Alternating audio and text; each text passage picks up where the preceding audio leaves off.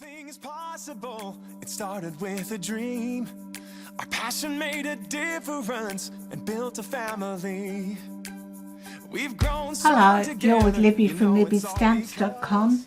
I'm an independent Stampin Up demonstrator in Australia, and today I thought I'd bring you this distressed glue technique for a background.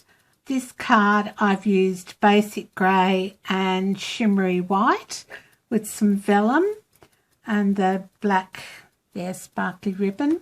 I've used a couple of 2-inch circles.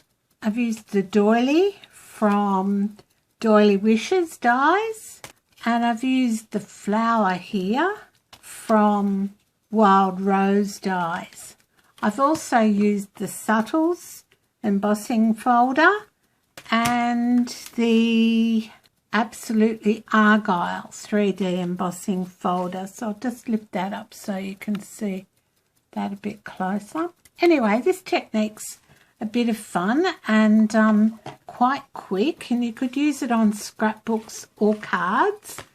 So we'll get started. All you need to do is have some colours that you like, and on this one I've used Daffodil Delight, Bermuda Bay and Smoky Slate, and I'll use those again. I've got a piece of, it's like window sheet acetate here, and I've cut my shimmery white cardstock to 9.5 centimetres by 13.85. I'll put all the measurements on my blog when I upload this to my blog. All right, so we've got our piece of acetate, which is a bit hard to see. Just use a scrap, and I'm going to use an acrylic block as well and some sponge daubers. But to start with, just get some fine tip glue pen, and here's a tip. Mine was all clogged, and I cleaned it all up with hot water and then unclogged the needle with double D eucalyptus. So there's a tip for you. So just put some on your acetate and then put your lid back in. See, beautiful, worked well. All right, and then I'm just going to move my acetate to the side here, and I'm going to use my block to spread the glue around on the acetate and get some glue on my block. And then all you do is wipe it over your card.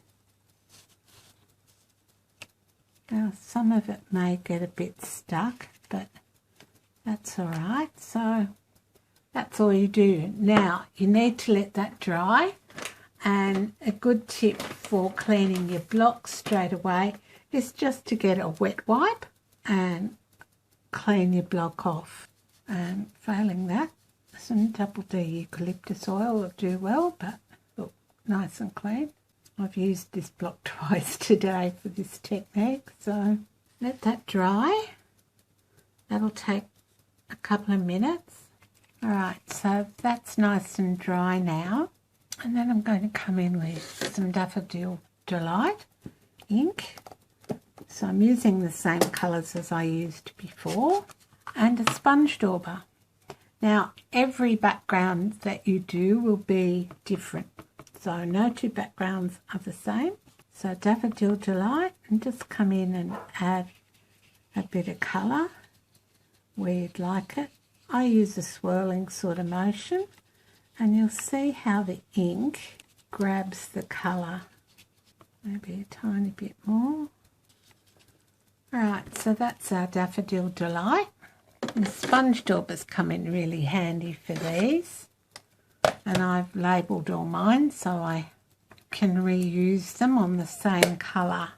Now I'm going to come in with some Smoky Slate, and I'm just going to pick up the areas that I didn't do before.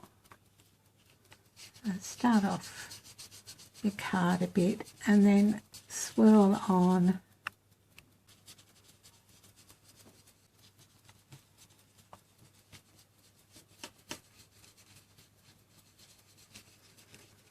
and that's all you do really. So I'm just going to turn this around.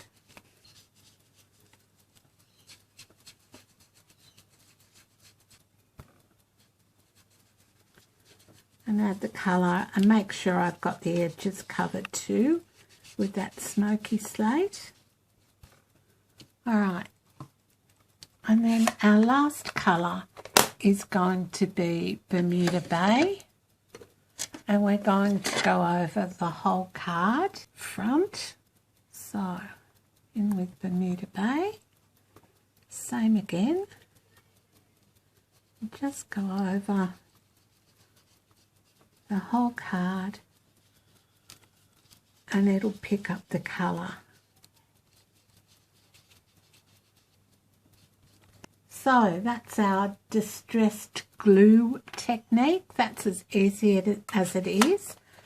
You can use ordinary Whisper White. You could use Very Vanilla. Do it on, you know, A4 or a card front size. Use it for scrapbooking as well. You could do it on a 12 by 12 piece of card and easily do the technique all over the card, allowing the glue to dry first. And then this is the card I made using the same technique. And I've used basic grey and I've put it up on foam adhesive. Alright, so that's it for now. Thanks so much for stopping by. Bye for now.